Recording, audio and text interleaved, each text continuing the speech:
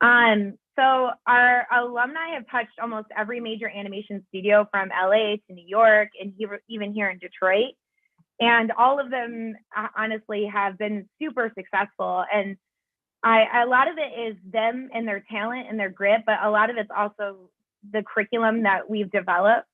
So I always tell people who are coming into CCS, like, you could go off and learn how to be artists on your own. But what CCS does is the entire 4 years that you're here, you're just like doing art, but it's on steroids. It's like constant creation, constant feedback. And the people around you are all invested and interested in the same sort of things that you are. So you really just, the skill set, it increases significantly every year. We always have students go back and look at their work, and they're just like, I can't believe I drew that a year ago. So the curriculum has really helped with these guys to be able to go out in the industry and not just come in as a entry level creator, but at some point maybe even creating their own shows or being a director.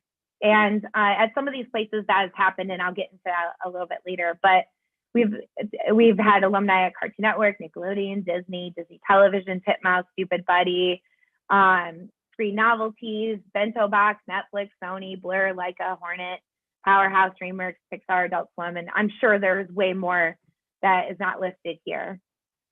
And then, like I mentioned, there are local studios here in Detroit. So these are the Detroit-based or Michigan-based animation studios. The first one here is Gunner, and then Yeah House, Hook, First Bite, Armstrong, and Pluto. And these are all, alumni have all touched these areas as well. What's interesting, actually, is that First Bite is all CCS alumni based.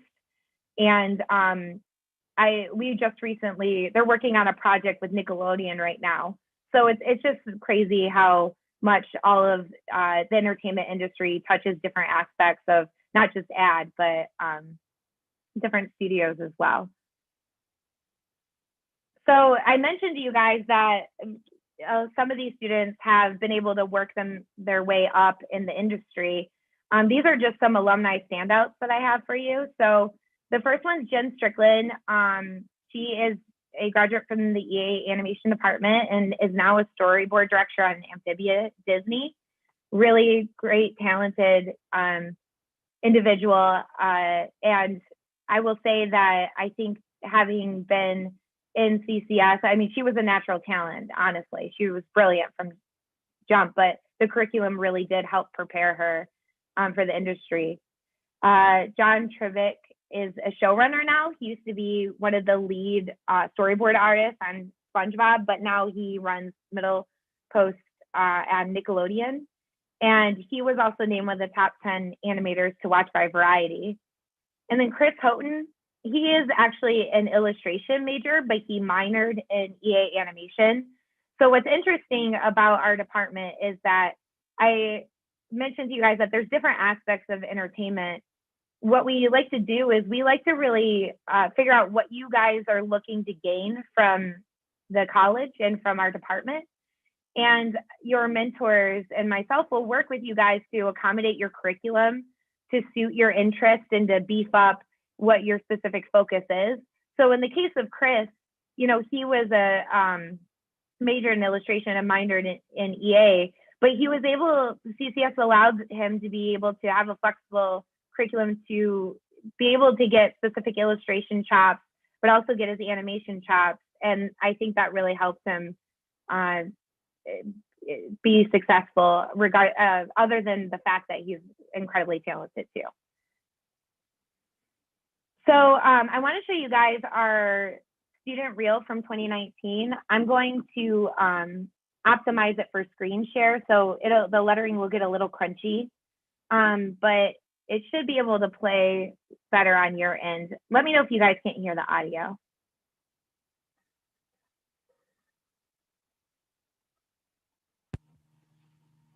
I don't hear anything, Mel. Just audio. Okay. You say you can't hear anything? No. I might have to pull it. Oh, for some reason it didn't work. can hear it Yeah. now? Yeah, Okay. yep.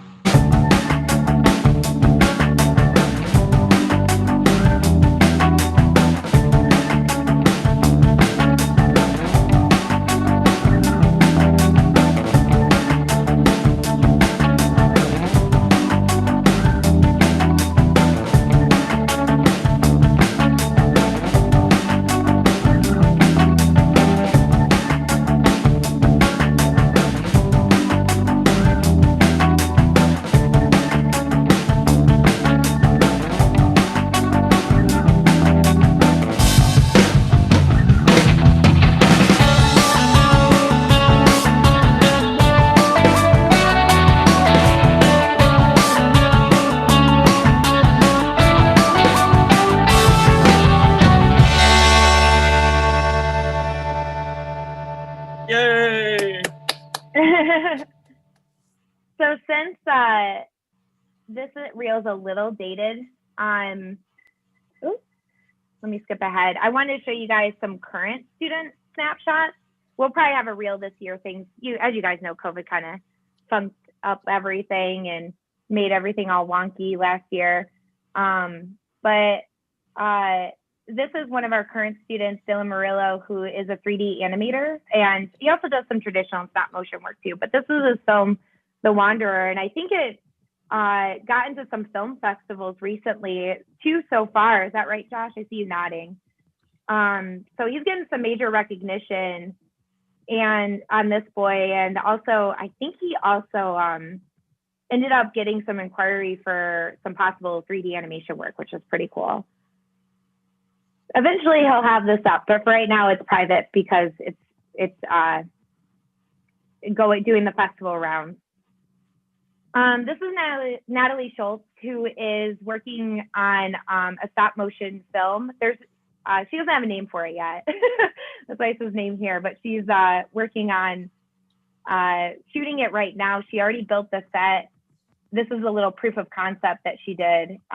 We have a really great stop motion instructor right now who's worked in probably almost every studio that does stop motion and has generated some really great work from those classes as well. The students have been super committed. This is a piece from Michael Azar. He finished this up recently, and I think he's going to start sending it into some festivals. But here's some of our example of some traditional work. And this is what I refer to as tradigital animation. So everything's still hand drawn, but it's all on the Cintiq now. And this is 80 Valavenas. I can never say it. Valavenas, right? Yep, that's right.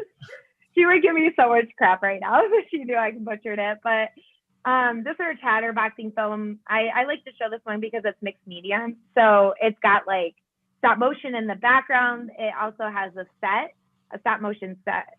And then she did tradigital animation over top of it. So it's pretty cool. I think this is published. So if you guys want to look it up, I think it's on Vimeo right now. Check it out. Just screenshot the name and you should be able to find it. So do you want to go ahead and share this screen, or is this something you're going to discuss? Okay. Are you ready for me now? Yeah, sure. All right. Well, if you want to stop that, I'm gonna jump on here on my screen share.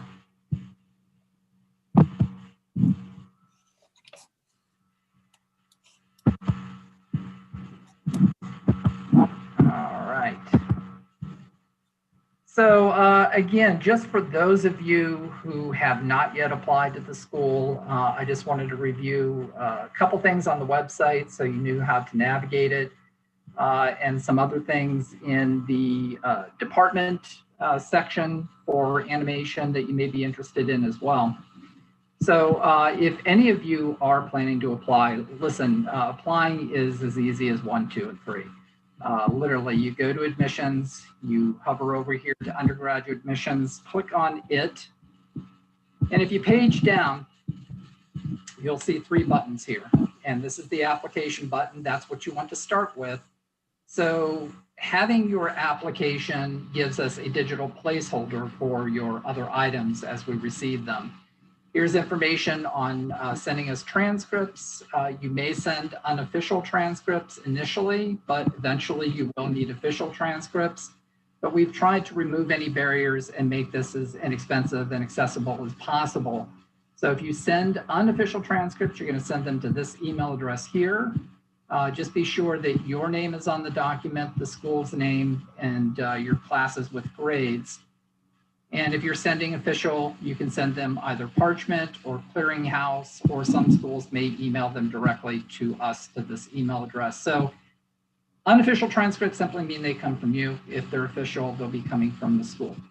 Lastly, if you are submitting your portfolio, you'll use this button. And if you are a first-year freshman applicant, you'll select this, obviously. And if you are a transfer student, you'll select this here. And that's it. We would encourage you to, if you are applying for the fall, apply now and complete your application requirements sooner than later so that we can get you information on your admit decision, Merit Scholarship Award, also complete the FAFSA so that we can package your award and get that to you also. And if you're a transfer student, so that I might do your transfer credit evaluation so that you have all the information you need to make an informed decision and move forward with any next steps. For those of you who have not been to the website yet, if you go to academics, you slide down here to entertainment, arts, animation. There's some really great information down here. You can review student work, departmental videos. You'll also find us on social media channels like Vimeo and YouTube. Here is our faculty bios. We have an outstanding pedigree of faculty, so you should check them out here. And alumni stories. You know, I like to say proof is in the pudding. Well, here's the pudding. And this is just amazing. I've worked for a couple other art and design colleges, and never have I seen so many alumni stories. I mean, you know, schools will have a hard time scrambling to find one or two successful alumni. You know, this is just animation alone. So if this doesn't get you excited, I don't know what will. So there's that. And if anybody is interested in visiting the campus, there are several ways in which you can do that. We had a company called YouTube come in with a 360-degree camera. They went from site to site on campus and they did a virtual tour. And that's what this is here.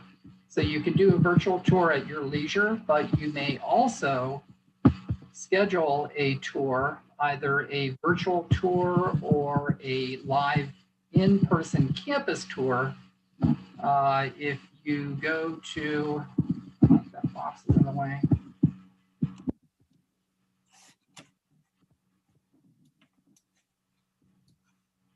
Open houses and related programs. Dates will be down here. So you'll click on whether you want a virtual tour or live tour.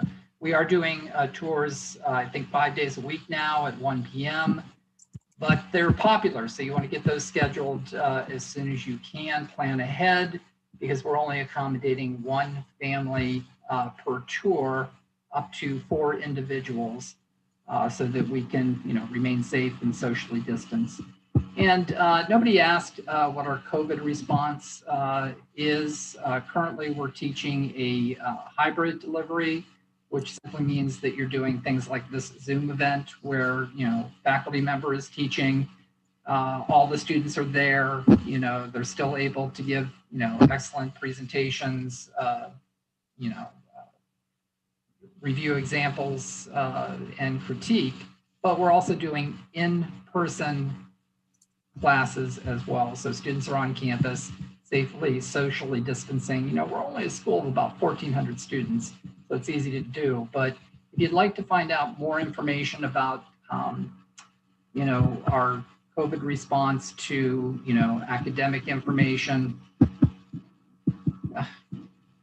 health and safety, all that information is here on our website under Peacock Nation. We do expect to fully be back on campus in the fall.